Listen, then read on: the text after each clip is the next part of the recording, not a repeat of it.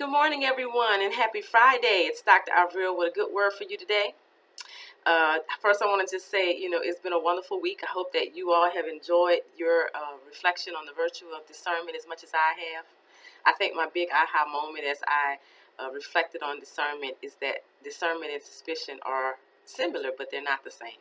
And one of the reflections this week was actually about perspective and perceptions and the lens through which we seek to make sense of the world. Discernment is seeking truth and understanding so that we can make decisions for our highest good.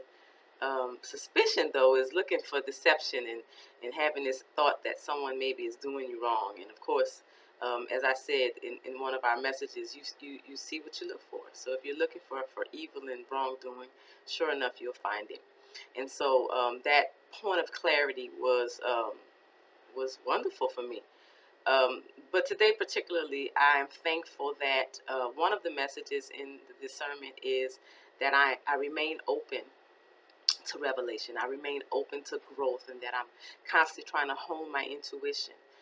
That requires us to be still and to listen and to pay attention and to humble ourselves for the lessons. And yesterday I was blessed with a phone call from a colleague and friend who's retired from education, and she was watching an interview between Dr. Oz and Oprah. And she was talking about a book about trauma and about it was called what happened to you. And she said when she saw it, she was like, wow, this is right up Dr. El-Amin's alley, knowing that I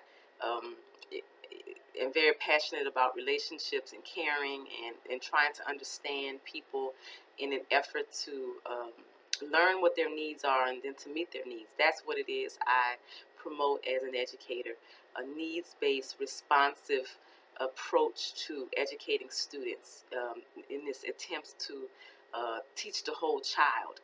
And then, of course, that spreads into even the way we interact with each other in our relationships. It's all about relationship-based approach to life.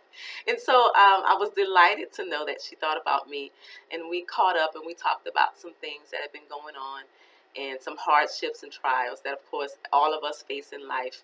But I was really delighted by the fact that my name popped into her head, obviously because of what she knew about me as a professional and as a person. But the reality is that when you send out an intention in life, when you make an intention, when you seek information, when you seek understanding, I keep telling you guys, life will gift you with just what it is you need and what you're wanting and what you're seeking. I immediately bought the book that she suggested. It will show up at my house tomorrow. And I had been thinking, I need a book. I need to read. Reading had been such a huge part of my life. I spent so much of my free time reading, and I haven't done that in a long time. And I thought to myself, why are you not doing this thing that used to bring you so much joy? And even though I asked that question, I still couldn't make myself sit down for too long and read. And I think that was me trying to avoid being still. And so first of all, I'm super grateful this morning for the universe answering my prayer for inspiration, for a book, for knowledge, for another opportunity to grow. And that was, when I went to sleep last night, I was like, that's the message tomorrow. The message is whatever it is you seek will find its way to you. So whenever you wonder, why did that happen? Why did that person call me? Why did that person say that to me? It's because you wanted it. You sought it. You asked for it. You may have been aware of asking, or you may not have, but you did. And so never close yourself off to an opportunity to grow and to learn and to be your best self and to discover some new truth.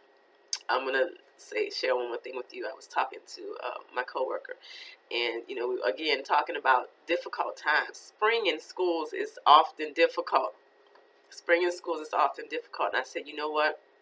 I said, this is what came into my mind. I want to share with you that the thing that's challenging you the most, that the person that's challenging the most, holds the key to the lesson that you're supposed to learn right now. And that statement is a perspective shift for you. To move from why is this happening to me to what can I learn from what I'm going through. So take that into your Friday and make it fantastic. Shift your mind from why is this happening to me to what can I learn from this? How can I make this something that is for my highest good? And how can I take this and